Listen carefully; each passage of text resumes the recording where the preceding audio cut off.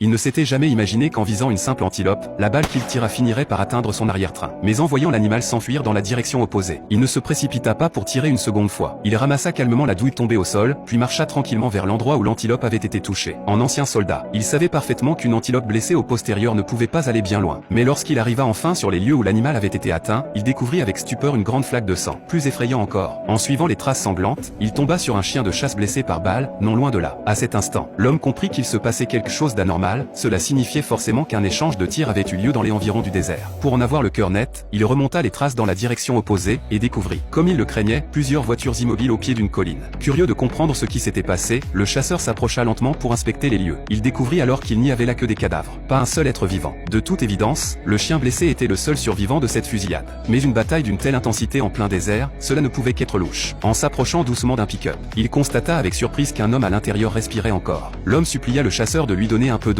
mais celui-ci lui prit son arme d'un geste sûr, puis contourna la voiture pour jeter un œil à l'arrière. Là, il découvrit tout un chargement de colis emballés. En comprenant que la cargaison était toujours là, il se dit que quelqu'un avait forcément pris l'argent et s'était enfui, sans doute blessé. Le chasseur se mit alors immédiatement à le traquer. Mais sous cette chaleur étouffante du désert, jusqu'où cet homme aurait-il pu aller? Persuadé qu'il s'était réfugié quelque part à l'ombre, le chasseur saisit ses jumelles et observa les alentours. Effectivement, il aperçut une silhouette immobile sous un grand arbre. En s'approchant prudemment, il découvrit que l'homme avait reçu une balle dans le ventre et était déjà mort. À ses pieds, se trouvait une valise noire. Le chasseur, incapable de résister, l'ouvrit aussitôt. Elle contenait 2 millions de dollars en liquide. Bien qu'il sût que cet argent mal acquis pourrait lui attirer de graves ennuis, il céda à la tentation. Constatant qu'il n'y avait plus âme qui vive autour de lui, il emporta la valise et rentra chez lui. Mais le soir, alors qu'il était allongé sur son lit, un sentiment de culpabilité commença à le ronger. Pris de remords, il remplit une cruche d'eau et retourna sur le lieu du drame. Il voulait simplement donner à boire à l'homme agonisant. Pourtant, en ouvrant la portière, il découvrit que celui-ci avait eu la tête explosée. Avant même qu'il n'ait eu le temps de comprendre, il aperçut soudain plusieurs silhouettes près de sa voiture, montant dans un véhicule qui se dirigeait droit vers lui. Pris de panique, le chasseur s'enfuit à toutes jambes dans la direction opposée. Mais il fut rapidement touché à l'épaule par une balle. Heureusement, une rivière se trouvait un peu plus loin. Il n'hésita pas une seconde et plongea dedans. C'était sans compter sur les tueurs, qui lâchèrent leurs chiens à sa poursuite. Voyant les chiens se rapprocher dangereusement, le chasseur n'eut d'autre choix que de sortir de l'eau. Il souffla l'eau infiltrée dans son arme, et au moment où un chien bondit sur lui, il fit feu et l'abattit d'un coup sec.